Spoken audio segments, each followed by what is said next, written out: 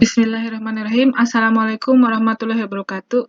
Saya akan memposting hasil belajar mandiri saya tentang latihan mandiri 2, pelajaran 2, tentang saya sadar, saya berpikir. Nah, saya sudah mendownload template, jadi di sini ada 2 tugas ya. Tugas pertama, saya membuat 3 refleksi, saya sadar, saya berpikir. Kemudian saya mengisi dokumen template yang sudah saya download di sini.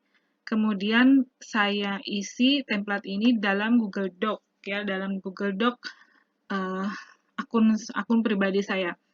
Kemudian saya membuat video mendemonstrasikan saya sadar, saya berpikir tentang materi ajar ini. Kemudian yang kedua, tugas kedua adalah memilih salah satu 3 refleksi yang saya tulis, kemudian membuat carousel, konten carousel microblog Instagram. Jadi saya mengunggah ke Instagram saya dan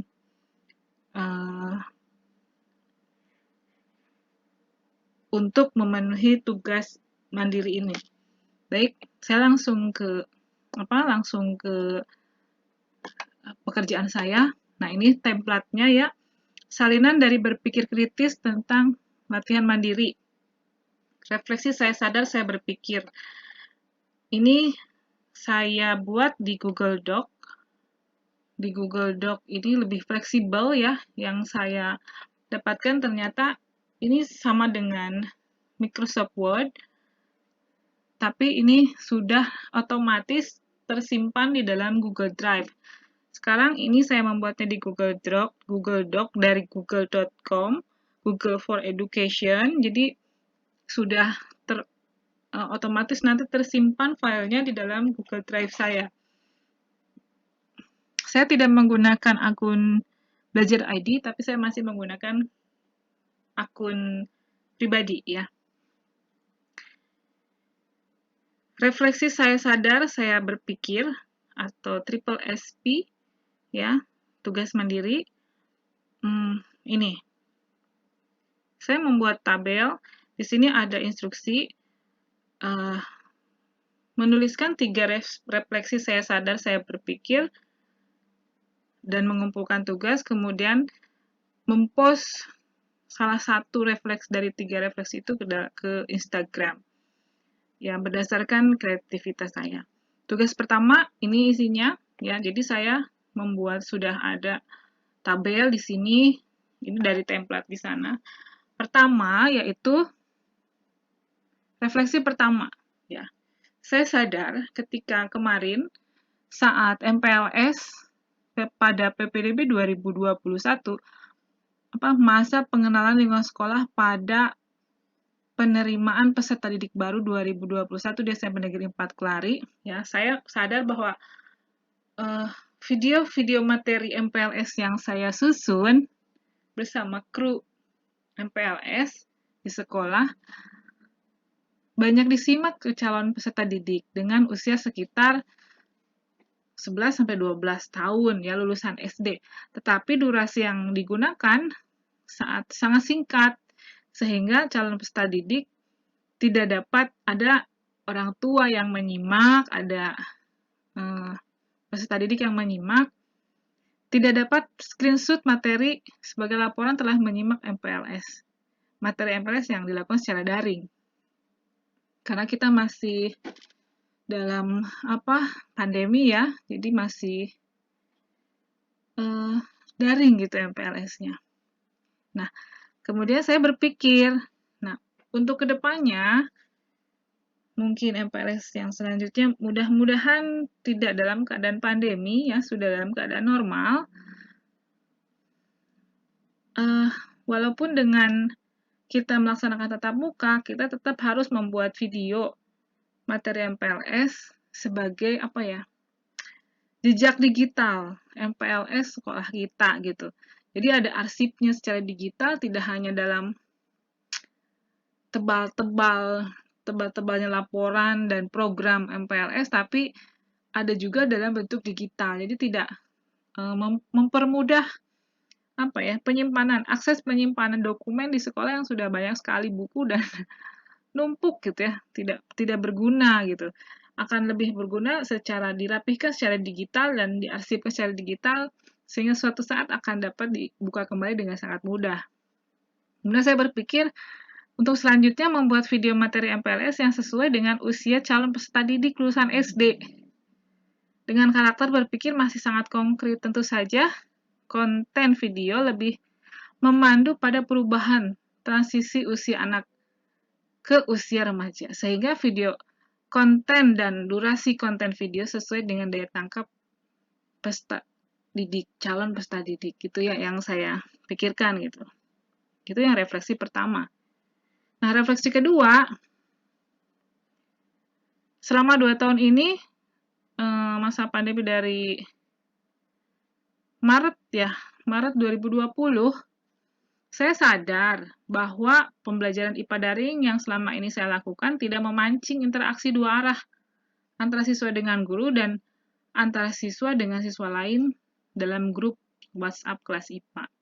Nah, saya berpikir bagaimana caranya pembelajaran IPA daring yang saya lakukan terjadi komunikasi, interaksi dua arah antara guru siswa minimal secara terbuka, tidak private gitu, tidak private communication, jalur pribadi dengan guru gitu ya. Jadi terbuka gitu di grup WhatsApp. Bagaimana caranya? Itu yang saya pikirkan. Kemudian yang ketiga, ini terkait dengan konten pembelajaran IPA. Saya sadar bahwa peserta didik dalam melakukan kegiatan praktik bioteknologi konvensional membuat tempe itu, ya memang dia sumber protein nabati ya, sangat membosankan menurut kenapa sih bikin tempe kita sering kok kita melihat tempe gitu ya, karena sudah banyak produsen tempe yang mereka lihat dan mereka makan sehari-hari bersumber dari kacang kedelai. Nah, sedangkan harga kedelai lokal konon di tahun 2020-2021 ini melonjak naik. Jadi, saya ingin kemudian berpikir, saya berpikir akhirnya untuk mengajak dari yang saya sadar tempe kedelai lagi, nah gitu. Jadi, pengen ada inovasi gitu. Untuk mengajak peserta didik berinovasi membuat tempe tetapi tidak dari kacang kedelai. Pembelajaran IPA KD 47 mengajak siswa mengeksplorasi jenis tumbuhan misalnya ya. Dimulai dengan mengeksplorasi jenis tumbuhan kacang yang ada di sekitar sekolah, rumah, pasar Kelari, pasar Kosambi atau pasar Kerawang, atau dari biji-bijian, buah-buahan misalnya. Biji nangka, kemudian biji kelewih, ya. Biji-bijian yang tanpa sadar sebenarnya bisa kita konsumsi dan itu kaya dengan gizi gitu. Dan tempe tidak hanya kacang di Indonesia itu tidak hanya kedelai saja gitu. Ada kacang koro, kacang apalagi banyak sekali di pasar tradisional itu yang menjual jenis kacang ya.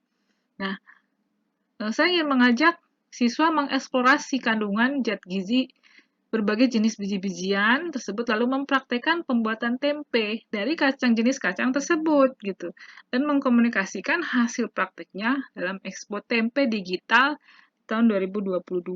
Nah, itu ya praktek saya sadar saya berpikir. Nah, ini kemudian itu tugas pertama. Dan tugas keduanya ini. Nah, ini saya menyisipkan gambar set carousel ya. Seperti ini. Yang nanti akan saya post di Instagram. Nah, ini tadi terkait dengan tugas yang pertama. Saya memilih refleksi yang ketiga tentang praktek bioteknologi konvensional pembuatan tempe yang tidak hanya dipilih kacang kedelai yang digunakan, tapi menggunakan kacang yang lain gitu. Ya, berbagai jenis kacang yang selain kedelai gitu. Yang saya inginkan. Jadi kita dapat melihat gitu ya. Kekepoan siswa atau keingintahuan, kecuriosityan siswa Masa sih, Bu? Nah, ya, jadi dicoba dengan teknik yang sama dalam fermentasi yang dilakukan oleh ragi pada biji-bijian kacang-kacangan tersebut, bagaimana dan hasilnya seperti apa. Ya, nah ini contoh yang pertama dengan menggunakan kacang kedelai yang sudah diberi ragi. Dan tempe yang dibuat itu saya fokuskan kepada tempe sumpil. Karena sudah sangat jarang sekali orang membuat tempe sumpil dan menggunakan kemasan apa? Plastik ya. Karena memang praktis, dari segi kepraktisan memang sangat diakui, tapi saya ingin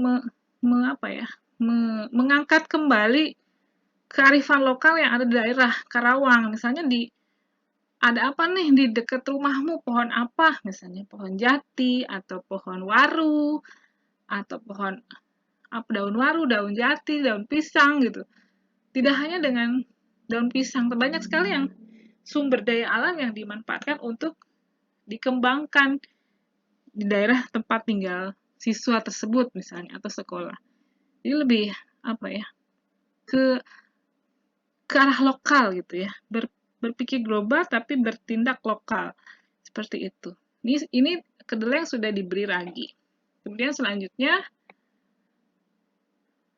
nah ini contoh yang sudah saya buat tempe kedelai menggunakan bungkus daun tempe sumpil ya, tempe sumpil. Ini foto ketiga sorry. Nah ini tempe yang dibuat dari kacang merah dengan bungkus. Saya buat bungkusnya kotak kecil ya, praktek gitu.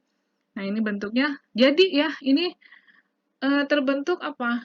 Miselium jamur yang sudah tumbuh dari ragi yang ditebarkan di sana dengan memanfaatkan rebusan kacang, akhirnya memanfaatkan energi itu membentuk suatu ekosistem ya, ekosistem jamur untuk tumbuhnya jamur.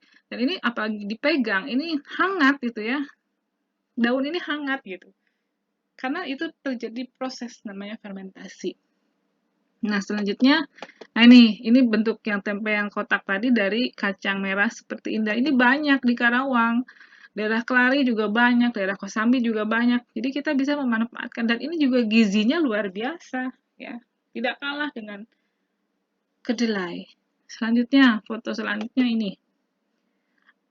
Ini adalah kacang kedelai yang direbus dan sudah diberi ragi. Saya mencoba membuat ini jadi tempe. Hasilnya bagus ya. Ini tempe sumpil dengan diikat ya seperti itu. Nah ini hasilnya bagus sekali gitu. Tumbuh. Jadi si jamurnya itu dari ragi itu tumbuh optimal gitu dengan suhu ruangan, tidak ada treatment khusus, tapi memang bisa dilaksanakan di rumah siswa. Ya, begitu.